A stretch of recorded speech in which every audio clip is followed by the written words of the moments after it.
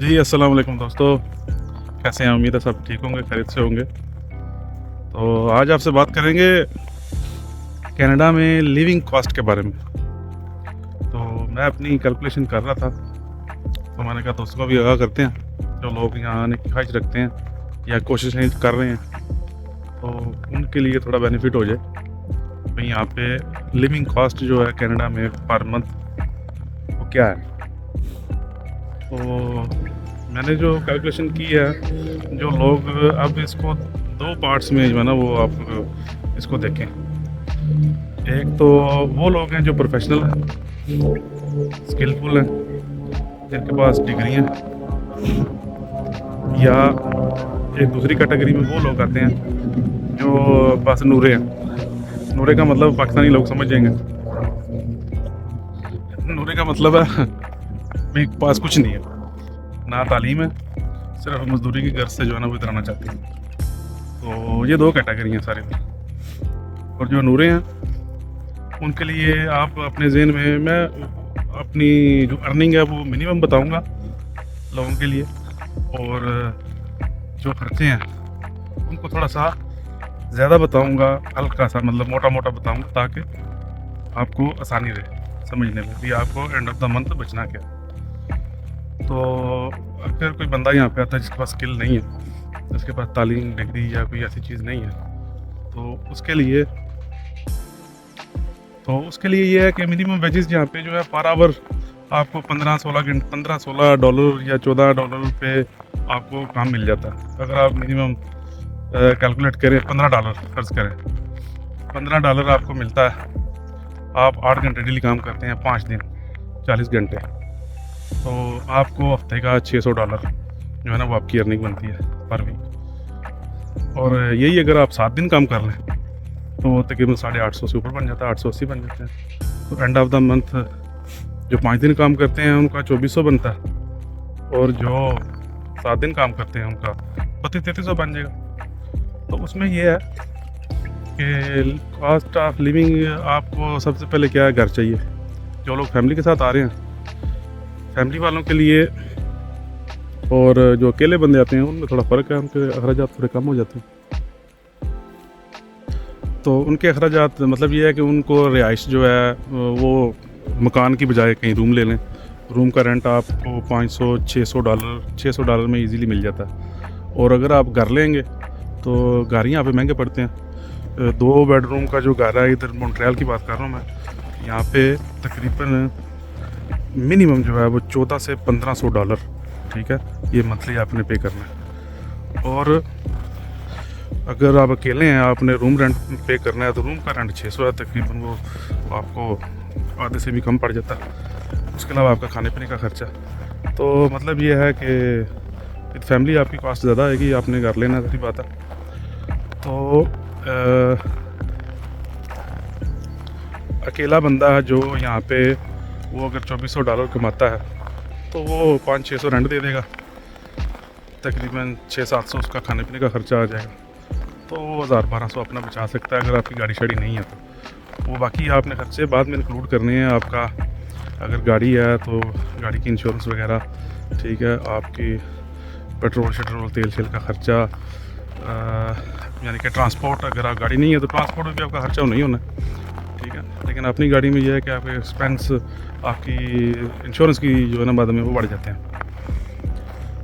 तो आपको आ जाके थोड़ा बहुत पैसा बच जाता है पाकिस्तान खर्चा वगैरह भेजने के लिए, बच्चों के लिए। तकरीबन आप 1000 जो है ना वो बचा सकते हैं। और अगर आप फैमिली के साथ हैं तो आप अगर $2400 कमा रहे हैं, आप बीच में 1400 बिल दे रहे हैं, अपने मकान का रेंट दे रहे हैं, फिर आप अपना इंटरनेट का बिल, फ़ोन का बिल, ठीक है, आपकी ट्रांसपोर्ट, तो आप हैंड टू माउथ ही रहेंगे, आप बचा कुछ नहीं सकते। आगे जाके टाइम के साथ जब आप पुराने हो जाते हैं, आपका एक्सपीरियंस हो जाता है, तो फिर आपको अच्छी जॉब मिल जाती है। अच्छी जॉब से मुराद ये है कि थोड़ा प्रोफेशनल अगर आ जाएँ, दूसरी कैटेगरी जो प्रोफेशनल है वो तकरीबन कमा लेते हैं $20 कर लें, तो $20 अगर आप 5 दिन काम करते हैं, 8 घंटे, आपका 800 बनता है। अगर आप 7 दिन करें तो आपका तकरीबन 1100 ज़्यादा बन जाता है। तो आपको अभी लिविंग कास्ट फिर प्रोफेशनल में आके फिर आपको जो है ना 4 पैसे बचाने आप शुरू कर देते हैं।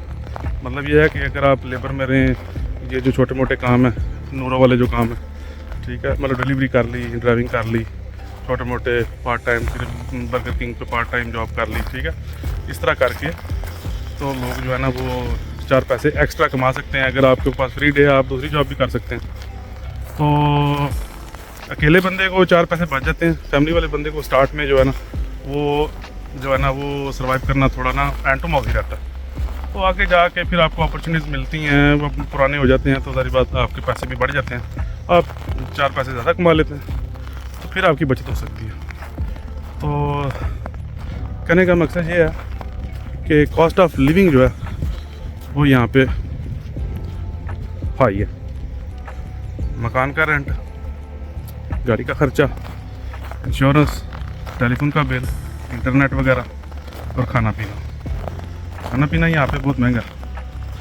आप ये सोचें, आपकी तनख्वाह में से 2 टैक्स कटे जाते हैं राइट अवे आपकी सैलरी में से।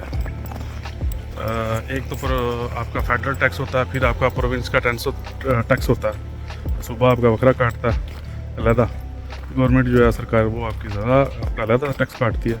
और उसके बाद आप कोई भी चीज़ जब ख़रीदते हैं तो आपको तीसरा टैक्स बताऊं, तीसरा टैक्स ये है, आप एक कोका कोला ख़रीदते ना, उधर आपको टैग मिलेगा प्राइस का $1.5 या $2। जब आप उधर उसको पे करने जाएंगे तो आप $2 नहीं पे करेंगे, आपको प्लस टैक्स पे करना है। यानी कि कोई भी चीज़ आप ख़रीदते हैं तो आपको उसी वक्त साथ उसके उसी वक्त आपको तीसरा टैक्स देना पड़ता है, कोई भी चीज़ आप बाय करें, ठीक है। तो 3 तरह के टैक्स हैं यहाँ पे। तो कॉस्ट ऑफ लिविंग सार इधर बहुत हाई है, और जो बंदे आना चाहते हैं यहाँ पे इस सारी चीज़ों के लिए प्रिपेयर होके आए, तैयार होके आए ज़हनी तौर पे, भाई ये आपके जो है ना खर्चे इधर आपको आते साथ आपके स्टार्ट हो जाने। अगर आपको जॉब मिल जाती है, आप बहुत लकी हैं, जॉब की अपॉर्चुनिटीज़ भी काफ़ी है इधर, वो भी मैं आपको नेक्स्ट वीडियो में बताऊँगा। तो रिसूमन इसका ये है कि कॉस्ट ऑफ लिविंग बहुत हाई है, पैसे बचाने मुश्किल हैं। आप इधर रह सकते हैं, इधर खाना पीना अगर आपने इधर करना है, बच्चे आपके साथ हैं, तो आप कुछ ना कुछ करके अपना सर्वाइव कर सकते हैं फैमिली के साथ यहाँ पे। अगर आप पैसे बचाने की सोच रहे हैं तो फ़िलहाल स्टार्ट में तो भूल जाएं, स्टार्ट में सिर्फ आपने खर्च ही करना है। तो फिर 2 साल 3 साल जब गुजार लेते हैं तो उसके बाद फिर आपकी जो है ना वो बचतें शुरू होती हैं। ये आजकल के हालात बता रहा हूँ मैं, आजकल के। अगर आप यहाँ पे 3 साल पहले आए होते तो फिर सिनेरियो बिल्कुल डिफरेंट था, फिर कॉस्ट ऑफ लिविंग यहाँ पे इतनी हाई नहीं थी, मकान के रेंट्स इतने ज़्यादा नहीं थे, ग्रॉसरी आपकी इतनी महंगी नहीं थी। यहाँ पे जो लोगों से मैंने बात की है वो बता रहे हैं, अगर आप कोविड से पहले चले जाएं तो आप एक वो जो है ना इतनी तनख्वाह में, जो मिनिमम आपकी तनख्वाह बता रहा हूँ, उसमें से भी आप 50% अपना बचा लेते थे। और अब आप मैक्सिमम तनख्वाह लेके भी तो उसमें आप कुछ नहीं बचाते एंड ऑफ द मंथ। अगर आपने अलहदा कोई अपना पार्ट टाइम छोटा मोटा कोई बिज़नेस खुद अपना स्टार्ट कर लें तो वेल एंड गुड है। उसके लिए फिर आपको सरमाया चाहिए, आपको फिर तो ज़मीना शमीना बेच के आना पड़ेगा, मकान शकान बेच के, तो फिर आप जो है ना इधर बिज़नेस कर सकते हैं, तो पैसे बचा सकते हैं। तो स्टार्टिंग में आपने अपना आप ही यहाँ पे बचाना है। अगर आपके बच्चे साथ हैं तो उनका खाना पीना करना है, आप पैसे बचा नहीं सकते, ठीक है। उम्मीद है आपको मेरी बातों से फ़ायदा होगा इंशाल्लाह। और अगर आपको वीडियो पसंद आई है तो लाइक करें और अपने कमेंट्स वगैरह भेजें। अगर किसी को कोई बात पूछनी है तो आप पूछ सकते हैं।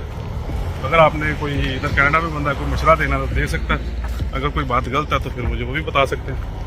तो मैंने तो वो बताया जो मैंने अपनी आंखों से देखा और जो मेरी अपनी ऑब्जर्वेशन है और जो यहाँ पे अपने करीबी लोगों से जो मेरी गपशप हुई है, ठीक है, ये उसका रिज़ल्ट आपको बता रहा हूँ। तो इंशाल्लाह मिलते हैं आपको नेक्स्ट वीडियो में। अपना ख्याल रखिएगा। अल्लाह हाफिज़।